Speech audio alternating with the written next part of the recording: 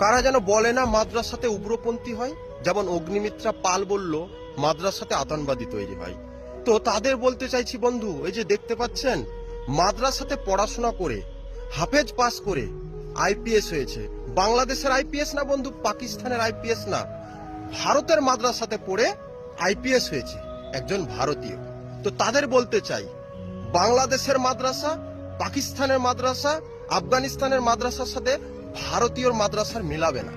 ভারতীয় মাদ্রাসাতে জাতীয় পতাকা আমরা সম্মান করি, আর ভারতীয় মাদ্রাসাতে জাতীয় পতাকাকে সম্মান করে তারা শ্রদ্ধা করে চলতে জানে, যেটা আরএসএস অফিসে জাতীয় পতাকা কিন্তু দেখা যায় না, ভারতের মাদ্রাসাতে কিন্তু জাতীয় পতাকা দেখা যায়।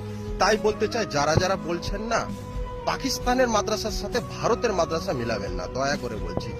ভারতের ছেলে মাদ্রাসায় পড়াশোনা করে হাফেজ পাস করে আজকে ভারতবর্ষে আইপিএস হয়েছে। তো মাদ্রাসাও শিক্ষা হয়।